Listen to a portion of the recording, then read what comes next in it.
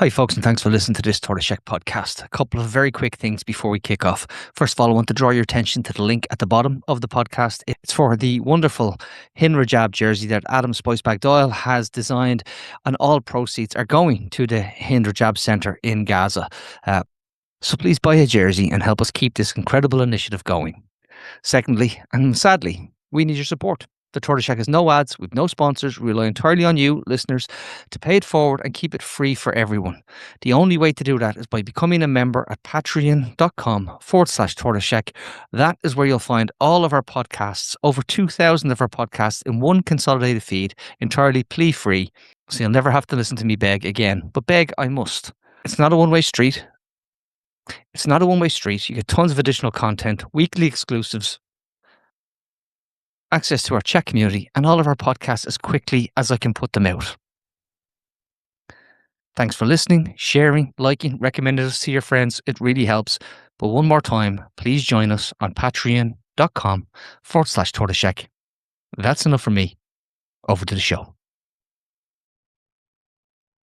Hello and welcome to the Echo Chamber Podcast. My name is Tony Groves, and folks, we're back talking to the guru, the data guru, unfortunately, Solicitor Simon McGarr. And Simon, unfortunately, Ireland's role in data protection as the EU's default de facto data protection commissioner never keeps us far away from the news. But there's been developments in terms of social media globally that we should all be sitting up and taking notice of. And I speaks particularly in relation to cases, significant cases against Meta, who are found to be using things like, infinite scroll, addictive practices that were found to be detrimental to the mental health of children and teenagers. What did you make when you saw some of these, what could be the beginning of a landslide? I thought that these were cleverly constructed cases. So the US, as we all know, has constitutional protections for people being able to say things, and it has constitutional protections for the means by which people say things, so that the owners of the pipes, are not held liable. Those are the First Amendment to the Constitution and what's generally known as Section 230 in respect of the protection for the pipes. A number of cases which have attempted to hold platforms, and I'm going to just say Facebook or Meta for short, but you can take it as also being for TikTok or for YouTube or a number of other, all of which were sued as well as part of this. Some of them settled before trial, and some of them didn't, and the trial went ahead against them. But in both cases, there have been efforts made to try and hold platforms liable for harms done by the content of those platforms.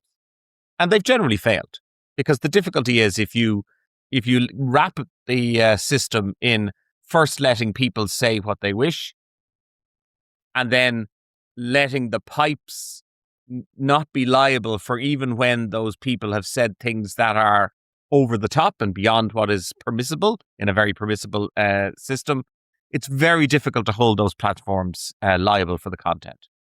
So the clever turn that was taken in respect of these cases is that they didn't try and hold them liable for the content. Instead, they said, listen, this is just like if you designed a car that kept blowing up. This is product design. And all the way through, the case was argued by the plaintiffs on a product design basis. And they got discovery in respect of choices that were made in the decisions on that design, and what the knowledge base was in terms of the effects of certain design choices. And at the end of that, the court and the jury in one case, I think both cases actually, but the court found that the product was designed in such a way as it harmed children. Now, that did not mean that they found any particular piece of speech had harmed the child, but rather that the product was inherently designed in a harmful way. And on that basis, the platforms lost. And just when you say discovery, these were, it's like, us getting a good FOI tranche of internal documents to see that actually these things were discussed between senior manager designers and people who are, senior product leaders, I suppose you would call them, and right up to the top table in places like Meta. It was almost like they'd written it themselves, which they had. They had, if you dug into it, they made choices, conscious choices. Yes. This wasn't a case where, the thing that kept coming back to me when I was reading it was the book by Ralph Nader on the Ford car called Unsafe at Any Speed. And it revealed internal documents where they knew that a certain number of these cars would burst into fireballs and kill everybody in the car every year. And in those cases, they said, well, listen, it'll happen this amount of times. It'll cost us this much to pay off the relatives of the dead people in the car.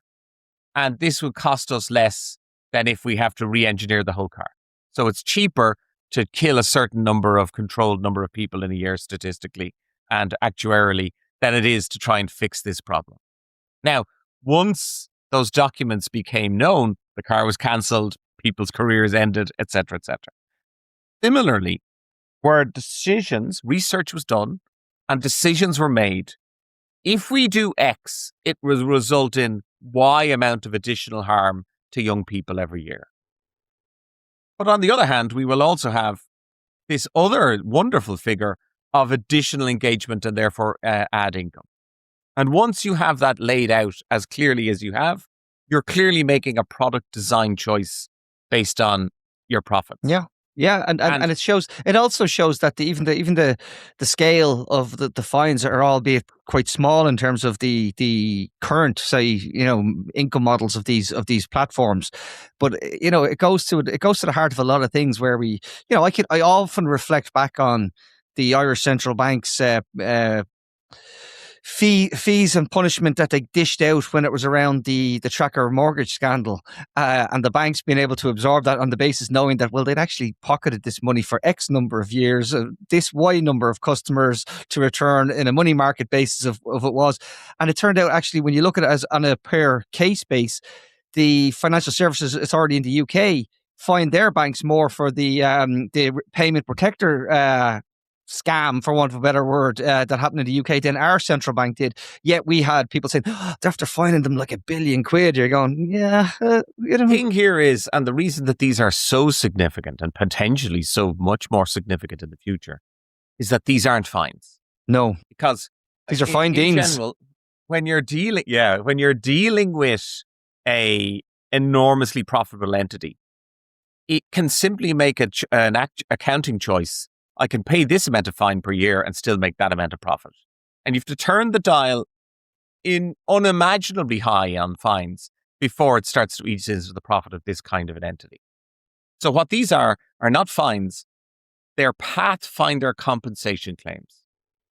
And that means that this can be repeated if it's upheld at appeal over and over and over again throughout the US, first of all.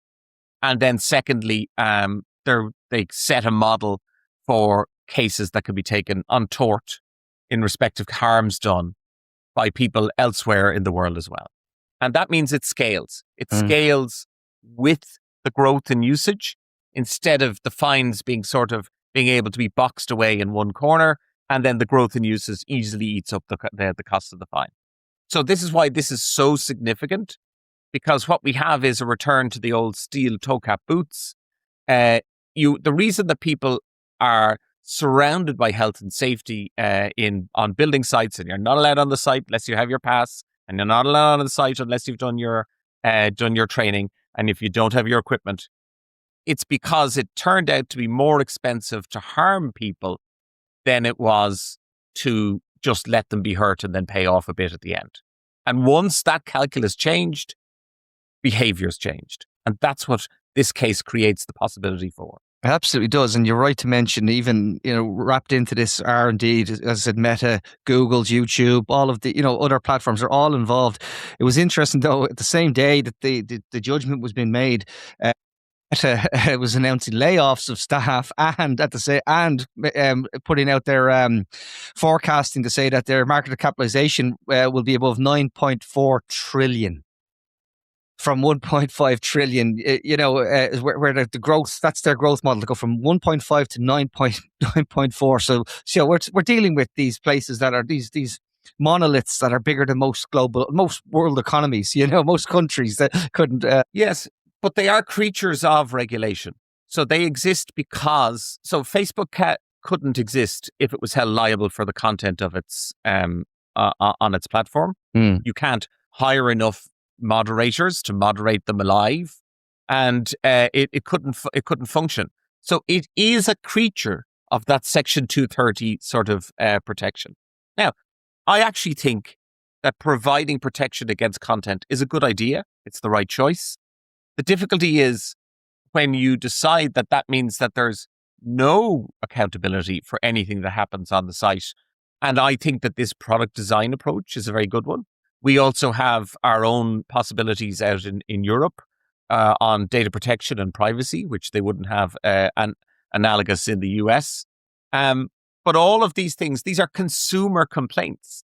And it is not, it's not a coincidence that these things are happening as part of a move more generally to go from that regulatory approach where you have a regulator who issues a fine to empowering individuals to take action. And then even in the EU for the very first time, empowering entities, government approved entities, not just any entity, but empowering entities in Ireland, such as Digital Rights Ireland and ICCL, the Irish Council for Civil Liberties. Those entities are empowered to take mass actions to protect the consumer rights of individuals. And those mass actions could be on behalf of everyone in Ireland, or they could be on behalf of everyone in the EU, because as you say at the start of the conversation, it is Ireland's job to effectively become the regulator and the controller and the watchdog for these companies. And the courts, therefore, have inherited the role of having the potential of being the watchdog for the whole of the EU for these companies as well. And I suppose if you're going to, I'm going to say this, but from a positive note, it actually, the markets will tell you where to look as well. That not just Meta and Google took a shellacking in terms of just, the share price fall. There was that dreaded word contagion. Other platforms like Reddit and Snapchat and that have been impacted by that as well, because they know that, as you said, this sets a framework and a pathway to do this at a bigger scale. So yeah, it's an interesting time. It brings me to, I suppose, the debate that's raging, what's happening in terms of the regulation and removal of, say, social media from children under the age of 16. We saw what Australia were trying to roll it out. I don't know if you saw the idea and the harebrained scheme of the UK recently, where they said we're going to have 300 children in one, only 300.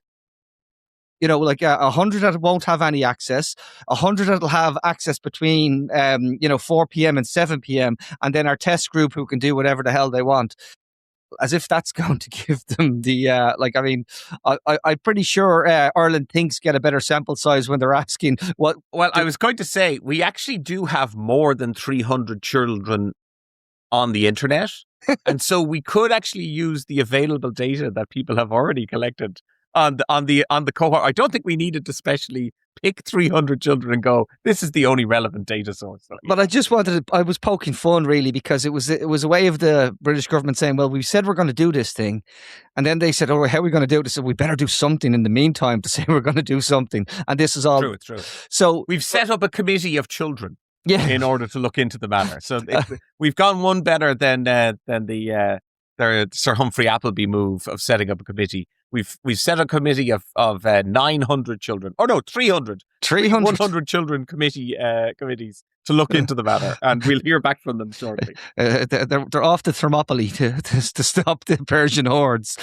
But look, just putting that to the side, can I have your question of the 16-year-olds? And I do think that's like we have a problem in Ireland, and the problem is, I don't know if it's been clear to everybody, but in the main, the business of legislating, which is the means by which government makes changes as opposed to just turns the organ grinding handle to make the same noise come out of the machine.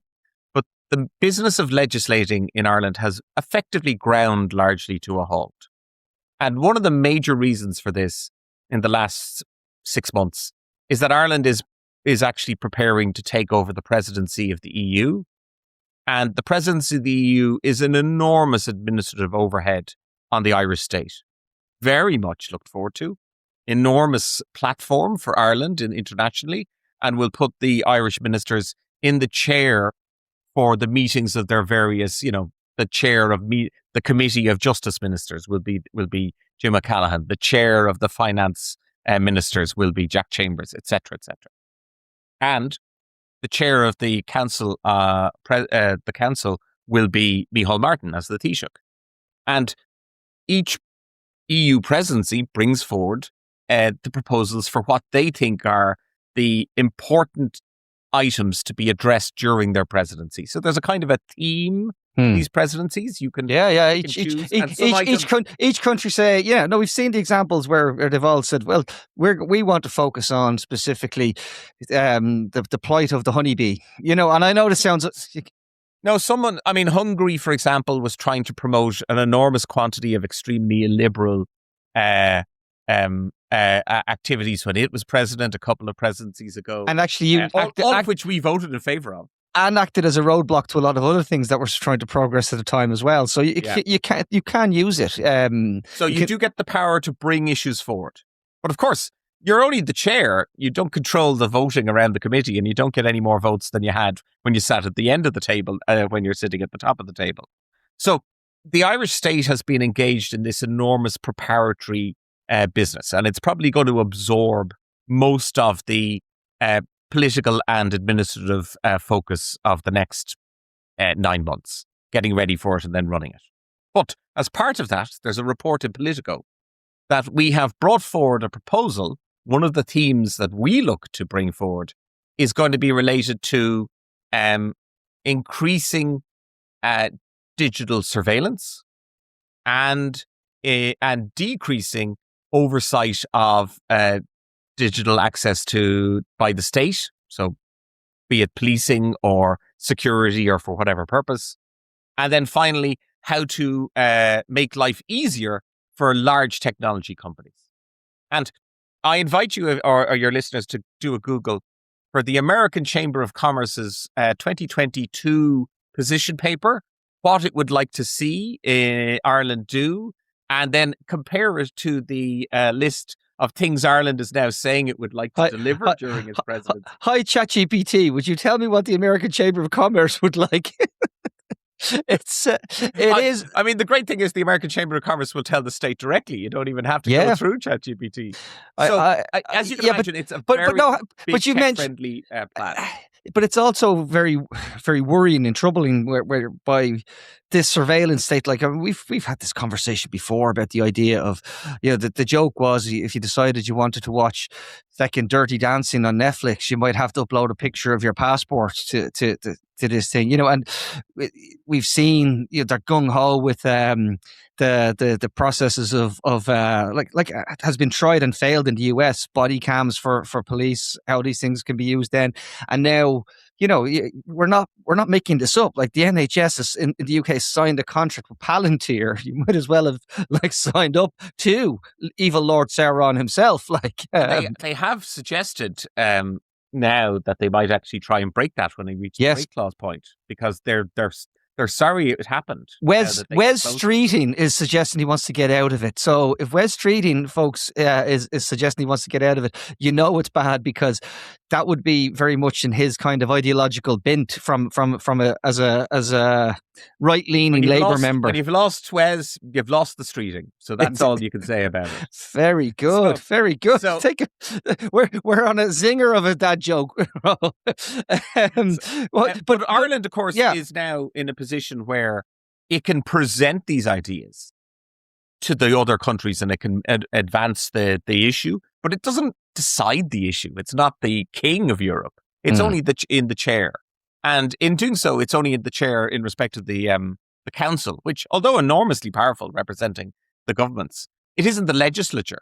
The Parliament and the Commission both still would have to take actions if you wanted to pass legislation. So, I mean, Ireland's position is that it can make noise in relation to things, and it can put things front and center, and it can advance certain positions, but it can't get everybody else to have to sign up on them just because they're hearing about them. It'll do it. Now, the plan is that we would run 2 to 3 weeks worth of sort of final conferences on these in October, November. And then Ireland hands over at the end of December. We get the back end of the 6 months. So this is to be the big push in respect of what we are planning to do.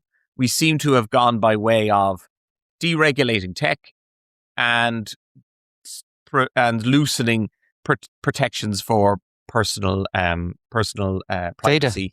Yeah. And data protection as our national push. Now, it's funny. I need to make a comment on this because it's really unusual. Because you actually sound like Brian O'Boyle, the editor of the Irish Marxist Review, because he points out quite well that Ireland tries to play both sides. He wants to be, the best European at the table, but also wants to be at the heart of Europe while being the voice for the US tech companies. And that's very much a role that we have openly played. We have become the tech companies' lobby voice in the EU. And I mean, if there's a country that's going to lobby in favor of big cars and terrible drivers, presumably Germany will step forward. And if there's going to be a question in relation to wine, presumably Italy and Spain and France will step forward. France will probably push the other two out of the way to step in the front. But the important thing here is that we have identified this is what we are. And these are the things that we're going to give voice to. Now, I will say to you, I don't recall that we had any discussion about this as our national policy at the last election. I don't recall this idea that we would become the voice of American big tech being advanced in any kind of open way in terms of discussions. It's always produced as, obliquely as an idea, or it's not fully described as to what we're doing. We say things like we're very much in favor of the technology sector and we're a very open economy. What we don't say is we're actually a voice for these actual companies performing their things that they want to do, above any question as to whether or not it's in favor of the citizenry. Because on balance, we think the citizens are less important than the big companies sticking around. I'll give you a statistic that'll blow your mind. Apple, for example, have 215,000 employees globally. I think it's somewhere around that. I might be, I'm in a range there. They boast on their, on the old employee wellness and well-being and charter and all the rest of it, that they've put 25 million staff through these processes. People say, how can that be possible? Well, it's because they don't just control their employees, they control the levers of the supply chain from all the way down. And in very much the same way, there's a level of influence you can have democratically within the corridors of power. And it's the same sort of purpose of that, But putting that aside for a moment, it's not actually all doom and gloom as you see it. Do you think there is actually a workable solution that doesn't give the mission creep of these tech companies that we can't trust, and then the overreach of states into mass surveillance? Do you think there's a way of doing this with some form of digital passport? Well, currently there's a proposal. You can have a look at it on. Let me have a look at the. There's a proposal from the government at the moment for trialing a thing called a digital wallet. And the digital wallet trial, they're inviting people to share their views, to have a look at it. It's entirely voluntary. You can register your interest if you wanted to get in on the thing. And I registered my interest because I thought I'd like to have a look at that more closely to see how it works. And I will say to you that the design of the digital wallet at a conceptual level up at the top is good. It's a good design. It's intended that it will allow people to store state documents, which are kind of unwieldy, things like a copy of your birth cert, your marriage cert, things that if people ask you for them, you're like, oh, where did I put that? And you can get a copy of that in a recognized way, stored digitally on your phone. And that's key. It's on your phone. It's on your device. It's encrypted. And you can have certain government entities. At the moment, it starts off with government entities, so it is intended to give access to third parties later. Certain government entities will be able to question, does this person have a birth cert? And then they will. The intention is they'll be able to say, is this person over 18? Now, it won't show who your parents were, which is what producing your birth cert would do. It won't show your background and all the stuff that's on your birth cert that's extraneous to the purpose for which you're asking the question. Are they over 18? It just goes yes or no. Green light, red light. Perfect. Yeah. And that's the correct approach. And of course, did we come up with this ourselves? Of course we didn't. It's an EU requirement that the state should produce a thing like this. And the EU produced a series of guidelines as to what kinds of principles should be followed when it was being designed. But nonetheless, this is good. But the problem is, and this is a very unfortunate problem, because the state wouldn't admit that it made mistakes. No. I need to. This is an Irish problem to an Irish solution of an Irish problem. Yeah, because the state wouldn't admit that it made mistakes when it was building the public services card database. It built this new digital wallet on top of the same infrastructure. And as of last year, the public services card database was found to be illegal by the Data Protection Commission. And that has left the entire project, which we are obliged to do, of a digital wallet, which again, on its face, it has not been implemented in a terrible way, but it has left it built on sand because they built it on the database that was built illegal for the illegal. They never legislated for it. They never passed a single piece of legislation for it. And they ran at the Data Protection Commission, and there's a copy of the Data Protection Commission, so you can find it on Google. There's a copy of the Data Protection Commission's finding where the DPC had to go through I think there were 51 pieces of legislation, and the Department of Social Welfare said, if you take all of these 51 pieces of legislation and you read this sentence from this one and this sentence from this one, that turns out we had legislated for it. To which the DPC eventually, having read through it all and gone through it all, said, no, obviously not. You can't do that. And so this was unlawful. There's an interview from 2017 where the assistant secretary who was in charge of this project, and is still in charge of the project, is interviewed. And he says that the public service identity database, that's the one being built from this, is the keystone for the delivery of digital services and the digital wallet for the state. And had the state just had the gumption to recognize that it made a mistake, we could have built this on granite. This could be good all the way down. And unfortunately, we've built a fine, strong Martello tower full of security, and we have built it on top of a foundation of a sandbank that could just get washed away in one court decision. So disappointing when you think that the original sin there's been no repentance for it, and not only has been no repentance for it, actually the people who pointed out that the sin was done were the people who were almost blamed for pointing it out, and that was par for the course, and to this day we're still going to have to pay somehow. This is going to come, a bill will come due on these things, that as they always do. Can I just ask then, finally, with the idea of the traffic light system, thinking that there's, this is something that actually has merit, is that a putting that there's still going to be a conflict between the tech companies, which our government are making clear they want to be the voice for at the heart of the European Union, and then the citizen? Do you see any way of bridging that gap? Because one thing you pointed out to me, and I actually hadn't thought of it before, but you said it a couple of minutes ago, we never had a discussion about, we're going to have the EU presidency. What are we going to do? Are we going to talk about, climate change? Are we going to talk about remember that thing, that just transition we spoke about? But it turns out, no, the agenda has been set now, and it's about tech. So how do we square that circle? It seems those two things seem to be very much opposed to the rights of the citizen relative to the rights of a multinational corporation. Yeah, I mean, I think what we have seen is that the work of preparing and making decisions on what will Ireland advance at the European presidency level has been largely dictated in response to commercial interests lobbying, saying we think you should do this, we think you should do that.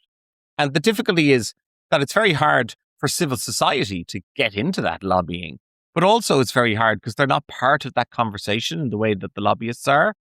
I mean, it is absolutely the case that this has increased in recent years, where there is a transit from the regulatory sector into the private sector, who are, that the same sector that they were previously regulating, and from the public sector into the private sector. So, for example, the Meta's policy chief in Ireland used to be the person in charge of policy. Was the Data Protection Commissioner? No. The Data Protection Commissioner is not the policy chief for Meta. The Data Protection Commissioner joined a firm which works for Meta. Sorry, but vice versa now. We've had someone come from Meta into the Data Protection Commissioned office. That's true. That is true. And we have also had Meta's policy chief comes from the Department of Enterprise, Trade and Employment, and the person who used to do the policy for the country. So you can see this is it's not so much a revolving door as a roundabout where everybody moves around and moves into the new sets of chairs. But it's a very much like it's started to get embedded between the regulatory state and the administrative state. That policy from Meta, by the way, stretches back to the Obama administration in the US, where they said, "Well, we'll lend you our this chief officer we have to help you with these policies that you need to do with your new administration, and we'll go off there and you won't even have to pay them. We'll cover them $1 million a year to keep them." And that was how that was a very fruitful period for these companies when they realized that such decent sorts. And everybody said, "Look, they're not even costing us anything. We don't even have to pay them. Paying them, and yet I'm paying somehow. I'm just not paying with money." What is the phrase? If it says, if you think it's free, you're the product. That's right. That's right. And sure enough, policy output was the product that was being purchased with that investment. Look, I mean, the thing here is that there's a democratic question in that why does Ireland's political class, broadly defined, see Ireland's activities at an international level as almost something that's nothing to do with us? There seems to be a conversation that happens where the population doesn't get to participate or even hear it. We don't get to hear what those positions are. We find out about them as they happen. Take, for example, Jim McCallan's current bill before the Oireachtas, which would allow guards to deploy drones anywhere for any reason at any time. So as wide open as you get. Now, the problem here is that the drone is a camera. Never mind whether the camera is on a pole, CCTV, or if it's on a drone, it's still a camera and it's doing surveillance. And explicitly, the purpose of these drones is to surveil public places. And we've had cases limiting the surveillance of public places as being disproportionate. And as a result, we moved off the idea of certain usages of CCTV on poles. And it seems to be that the Department of Justice has said, okay, well, we won't do it on poles, but what if they were on drones instead?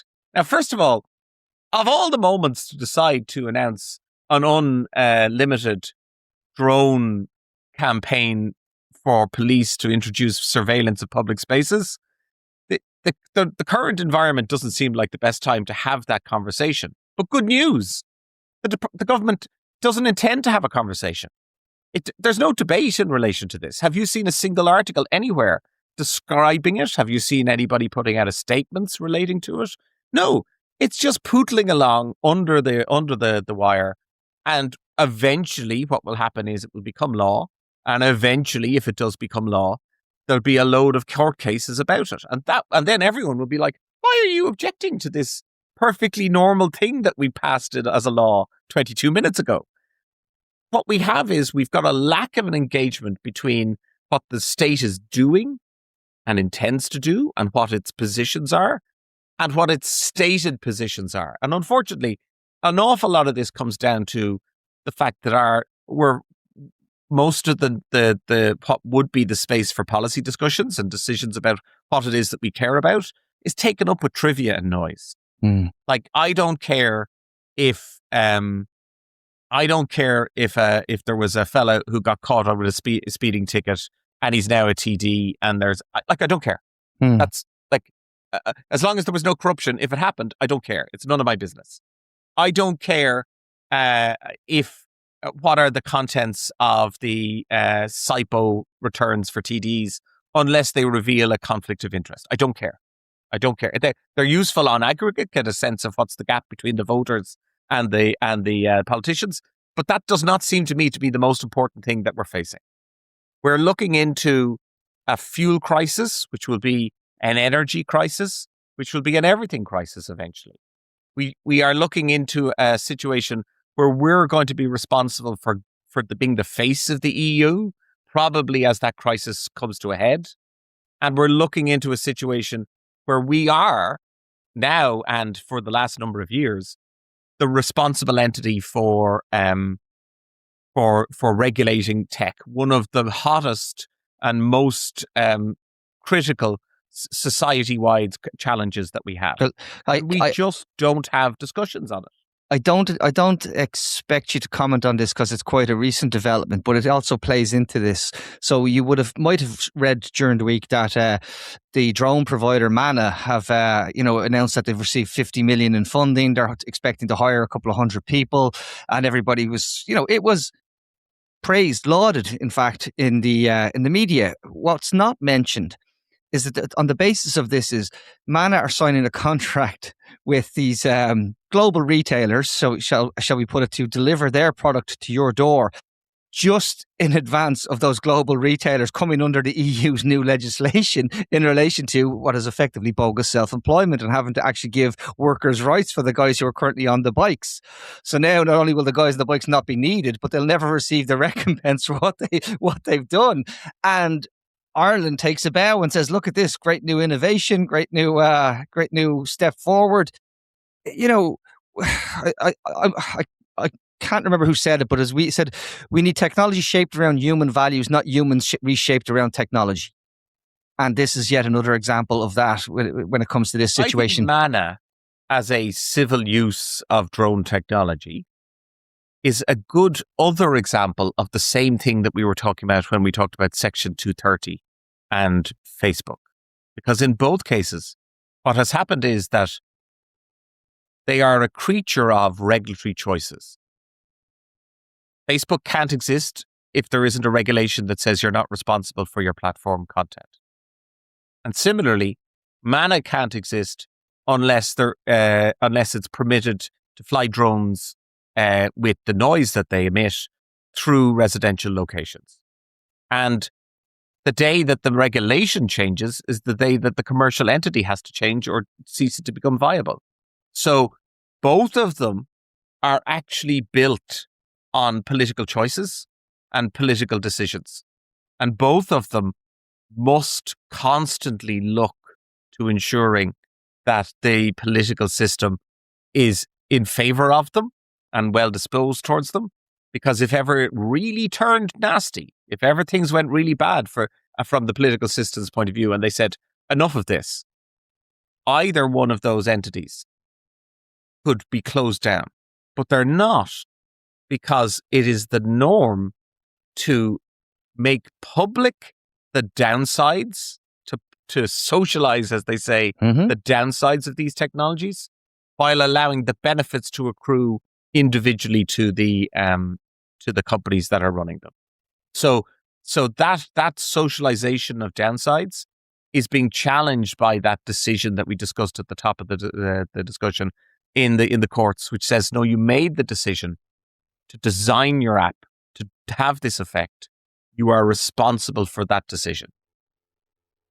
I think that's we've gone full circle. I think we'll leave it there because it's a lot to think about, and a lot of people need to kind of just open their eyes a little wider to see, the power and how decisions are being made, and maybe take a little bit of hope by the cases that have been won successfully.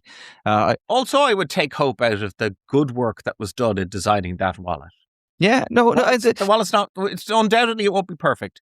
But what happened there was someone said, "Oh, we've got to think about this starting at a good level. We've got to make sure what we would call zero trust. We don't need to have people showing their details to people. It should be able to deliver as much information as needed and no more, which is the very principle of data minimization. That's one of the the core principles of the data protection regime that the EU has promoted for 30 years. As I said, thanks again, Simon, for your time. Thanks everybody who listens, shares, lets people know where to find us. We do appreciate it. And we'll talk to you all very, very soon. Take care. Bye-bye.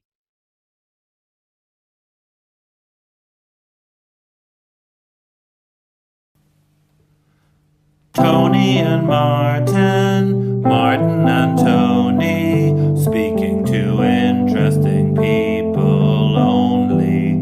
It's the Echo Chamber Podcast. Subscribe now on Patreon.